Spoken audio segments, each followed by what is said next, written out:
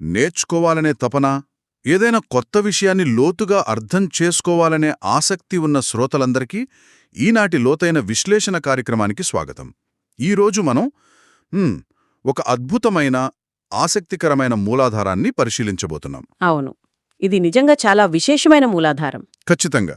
అదేంటంటే 18 జనవరి 2002న మధువనంలో అవ్యక్త బాప్దాదా ఇచ్చిన ఒక సందేశం. దీని పేరు స్నేహ, శక్తి మరియు సమర్థత వైపు ప్రయాణం. ఈనాటి మన చర్చ ప్రధాన లక్ష్యం కూడా చాలా స్పష్టంగా ఉంది. రైట్. స్వచ్ఛమైన ప్రేమ అంటే ఈ స్నేహశక్తి అనేది మనల్ని ఎలా రక్షిస్తుంది, మానసిక దృఢత్వాన్ని ఎలా ఇస్తుంది అనేది మనం చూడబోతున్నాం. ముఖ్యంగా రోజువారీ పనులలో ఉంటూనే వాటికి అతీతంగా ఎలా జీవించాలి అనే విషయాలను ఈ మూలాల ఆధారంగా వెలికితీయబోతున్నాం. అంటే కేవలం పనులు చేస్తూ అలసిపోకుండా ఒక రకమైన బ్యాలెన్స్ ఎలా మెయింటైన్ చేయాలి అనేది ఇక్కడ చాలా ముఖ్యం. ఎగ్జాక్ట్లీ. మనం ఈ విషయాన్ని కొద్దిగా విడమర్చి చూద్దాం. ఈ సందేశంలో ప్రేమను కేవలం ఒక ఫీలింగ్ లాగా కాకుండా ఒక రక్షణ కవచంగా వర్ణించారు, ఒక ఛత్రఛాయ అన్నారు. అంతేకాదు, ఇందులో ఆకస్మిక వీడ్కోలుకు సంబంధించిన ఒక ఆశ్చర్యపరిచే కథనం కూడా ఉంది. ఇక్కడ ఆసక్తికరమైన విషయం ఏమిటంటే, ఈ ఆధ్యాత్మిక సందేశం కేవలం కొన్ని నమ్మకాలకో లేక ఆచారాలకో పరిమితం కాలేదు.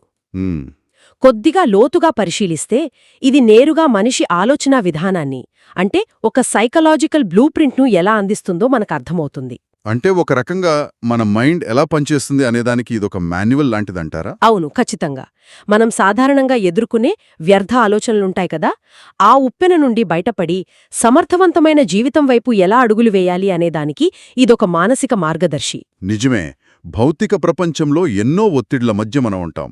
అయినా సరే మానసికంగా ఒక ఉన్నత స్థితిని ఎలా చేరుకోవచ్చు అనేదానికి ఇదొక మంచి వేదిక.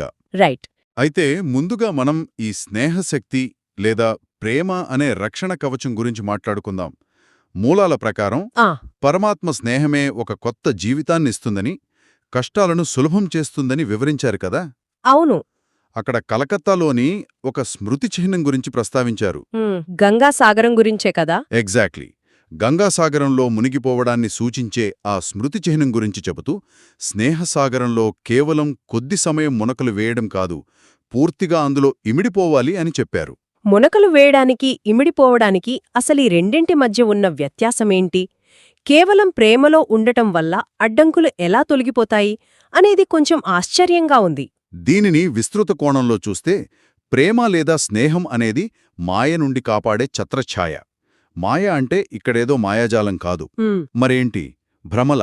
అవును, మనల్ని దారి మళ్లించే భ్రమలు, పరధ్యానాలు లేదా అడ్డంకులన్నమాట. వాటి నీడ కూడా పడకుండా కాపాడే ఒక అద్భుతమైన ఛత్రఛాయ ఈ స్నేహం. ఓహో, అంటే ఒక పెద్ద తుఫానులో ఉన్నప్పుడు మనం గొడుగు వాడినట్లుగాన. కరెక్ట్. మునకలు వేయడమంటే ఆ తుఫాను మధ్యలో ఒక 5 నిమిషాలు గొడుగు తెరిచి ప్రశాంతంగా అనిపించగానే మళ్లీ మూసేయడం లాంటిది.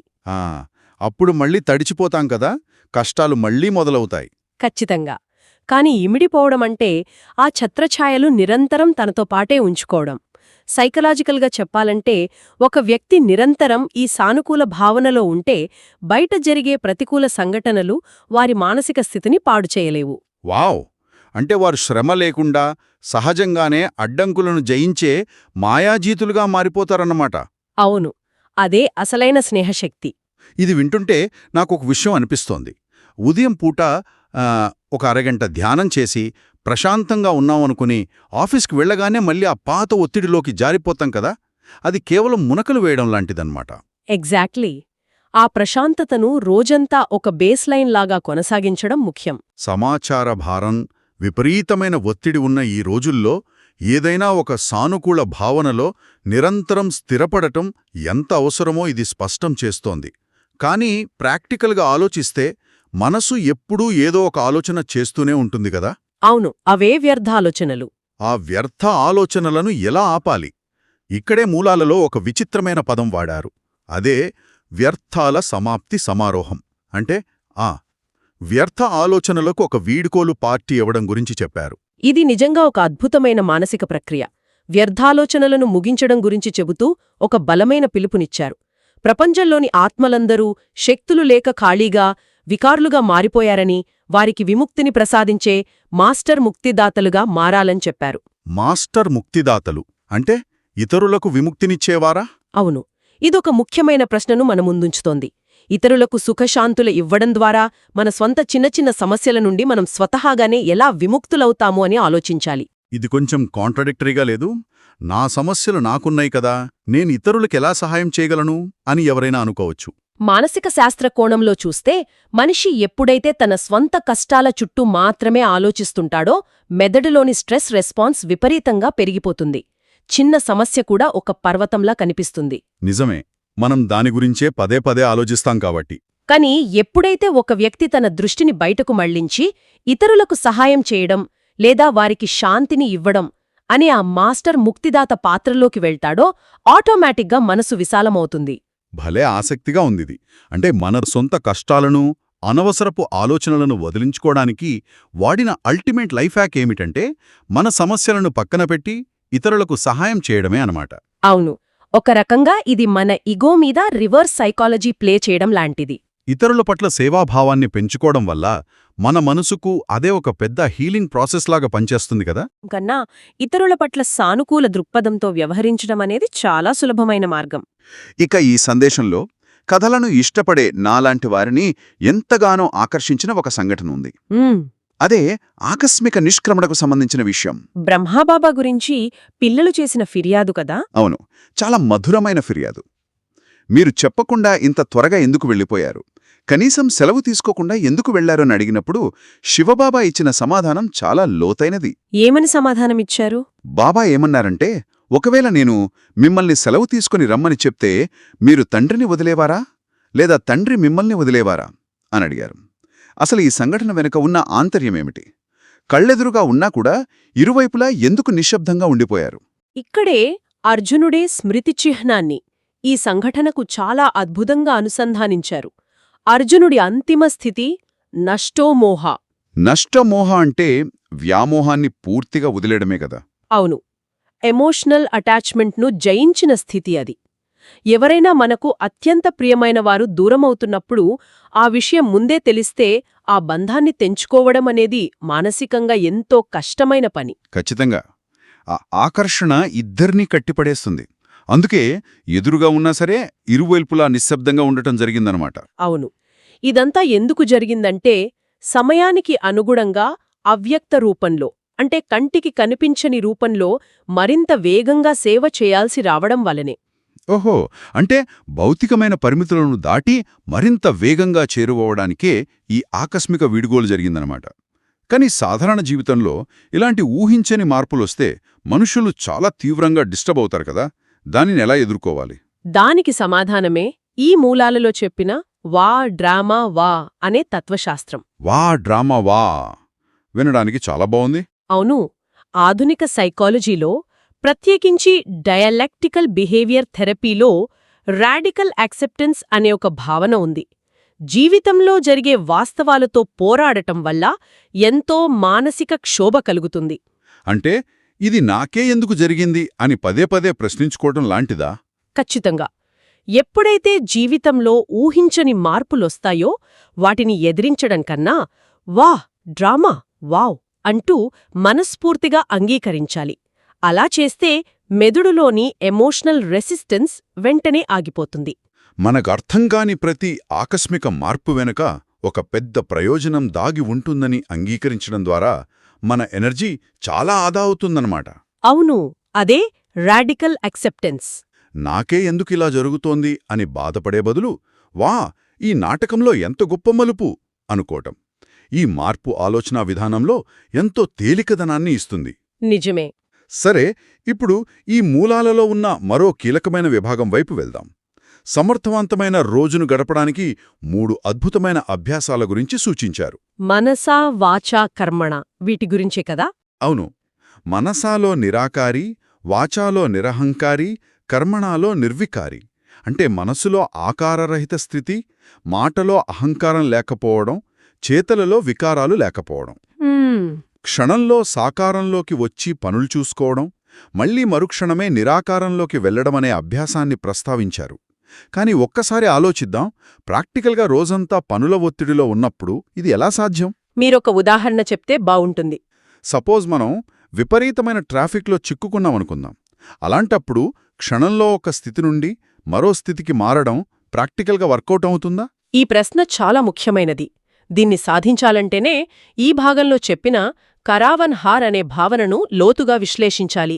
కరావన్ హార్ అంటే చేయించేవారు అనే కదా అర్థం? అవును. ఇక్కడొక స్పష్టమైన వ్యత్యాసాన్ని గమనించాలి. కర్మల చేసేవి మన శరీరంలోని కర్మేంద్రియాలు. కాని వాటిచేత ఆ కర్మలను చేయించేది లోపలున్న ఆత్మ. దీన్ని ఒక ఉదాహరణతో చూద్దాం. చెప్పండి. ఒక కారును డ్రైవర్ నడుపుతున్నాడు అనుకోండి. డ్రైవర్ ఆ యంత్రాన్ని నియంత్రిస్తాడు, కాని తను ఆ యంత్రం కాదని అతనికి స్పష్టంగా తెలుసు. రైట్. కారు వేరు, డ్రైవర్ వేరు. అలాగే ఏ పని చేస్తున్నా సరే నిరాకార ఆత్మనైన నేను ఈ శరీర అవయవాల ద్వారా కర్మలు చేయిస్తున్నాను అని భావించడమే కరావన్హార్ స్థితి. అంటే నేను కేవలం కారు నడిపే డ్రైవర్ని అని అనుకోవడం. కానీ కొద్దిగా ప్రాక్టికల్గా చూస్తే ఆ ట్రాఫిక్లో ఎవరో వచ్చి కారును గీకేశారనుకోండి, అప్పుడు కోపం రాకుండా ఉంటుందా? చాలామందికి వచ్చే సాధారణమైన సందేహమిది. ఇది నా కారు, నాకు నష్టం జరిగింది అనే ఫీలింగ్ ఆ క్షణంలో రాకుండా నేను వేరు, నా శరీరం వేరు, ఈ కారు వేరు అని విడదీసి చూడటం ఎంతవరకు సాధ్యం? అక్కడే అసలైన మానసిక మార్పొస్తుంది. సైకాలజీలో స్టిమ్యులస్ మరియు రెస్పాన్స్ మధ్య గ్యాప్ అంటారు. అంటే ఎప్పుడైతే ఆ ఉద్దీపనకు మరియు ప్రతిస్పందనకు మధ్య ఆ మైక్రోసెకండ్ గ్యాప్ వస్తుందో అప్పుడే మార్పు మొదలవుతుంది. అంటే వెంటనే రియాక్ట్ అవ్వకుండా ఒక క్షణం పాజ్ ఇవ్వడం. అవును. కారుకి గీత పడినప్పుడు నేనే కారుని లేదా నా ఐడెంటిటీ ఈ కారు అని భావిస్తే ఆ గీత తన వ్యక్తిగత అహంకారంపై పడిన దాడిలా అనిపిస్తుంది. కోపం కట్టలు తెంచుకుంటుంది. నిజమే, మనం వస్తువులతో ఐడెంటిఫై అయిపోతాం కాబట్టి. కాని నేను కేవలం ఈ సాధనాన్ని నడిపిస్తున్న ఒక నిరాకార శక్తిని అనే కరావన్ హార్ స్థితిలో ఉంటే కారుకు పడిన గీత కేవలం ఒక మెయింటెనెన్స్ ఇష్యూలా కనిపిస్తుంది తప్ప వ్యక్తిగత దాడిలా అనిపించదు.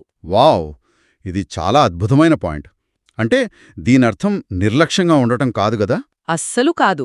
ఒక సాక్షిలాగా అహంకారం లేకుండా ఆ సమస్యను పరిష్కరించడం. రోజంతా పనులు చేస్తున్నప్పుడు ఈ ఎరుకతో ఉండడం వల్ల కర్మబంధనాల్లో చిక్కుకోకుండా ఉంటాం. మానసిక అలసట లేకుండా ప్రశాంతంగా ఉండగలుగుతాం. ఇది వినడానికి చాలా బావుంది. సమస్యకు అతీతంగా ఉంటూనే బాధ్యతను నిర్వర్తించడం అన్నమాట.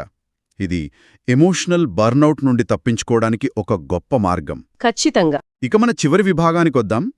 ఈ మూలాలలో వివిధ వర్గాల వారిని ప్రత్యేకంగా గుర్తించి విశ్లేషించిన తీరు స్పష్టంగా కనిపిస్తోంది. అవును, డబల్ విదేశీయులు, పాండవులు ఇలా చాలా మందిని ప్రస్తావించారు. రైట్. ముందుగా డబల్ విదేశీయుల గురించి చెబుతూ వీరు సంకల్పశక్తి ద్వారా జన్మించినవారని, సైన్స్ సాధనాల ద్వారా సేవలందిస్తూ లాస్ట్ నుండి ఫాస్ట్గా ఉన్నారని అన్నారు. అంటే చివరగా వచ్చినా వేగంగా వెళ్లేవారు అన్నమాట. అవును. అలాగే మాయను జయించిన శక్తిసేన అయిన పాండవులు మరియు శక్తుల గురించి చెప్పారు. సరైన సమయంలో వచ్చినందుకు కొత్తవారిని అభినందించారు. పూలతో చేసిన అలంకరణను ప్రేమకు గుర్తుగా తెచ్చిన కలకత్తా వారిని కూడా మెచ్చుకున్నారు.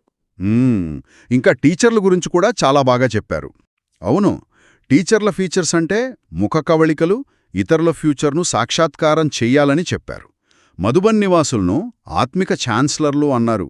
ఇండోర్ జోన్ సేవాదారులకు సేవ ద్వారా పుణ్యం ఒక లిఫ్ట్ వలె పనిచేస్తుందని రకరకాలుగా వర్ణించారు.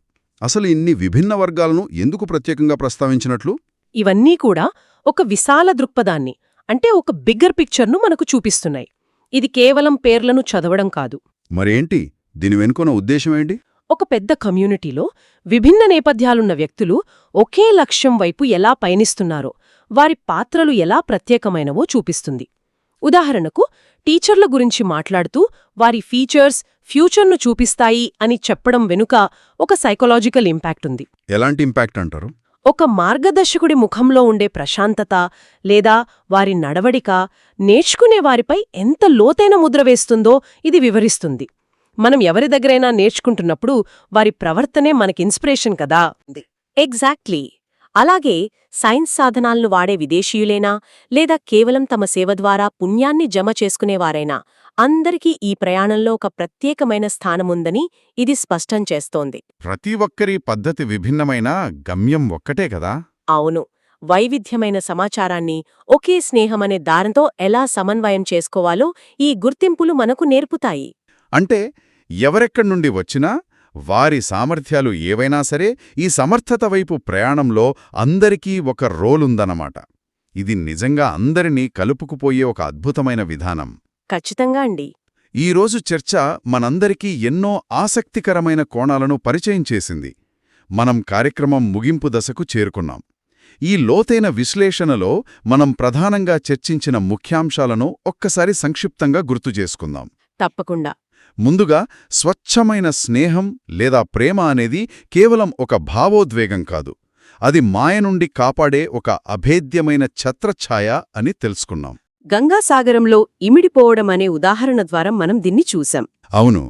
ఆ తర్వాత ఇతరులకు మాస్టర్, ముక్తిదాతలుగా మారడం ద్వారా మన స్వంత వ్యర్థ ఆలోచనలు ఎలా ఆగిపోతాయో అర్థం చేసుకున్నాం. ఆకస్మిక మార్పులను రాడికల్ యాక్సెప్టెన్స్ లేదా వా డ్రామా వా అంటూ స్వీకరించడం వెనుకున్న సైకాలజీని విశ్లేషించాం.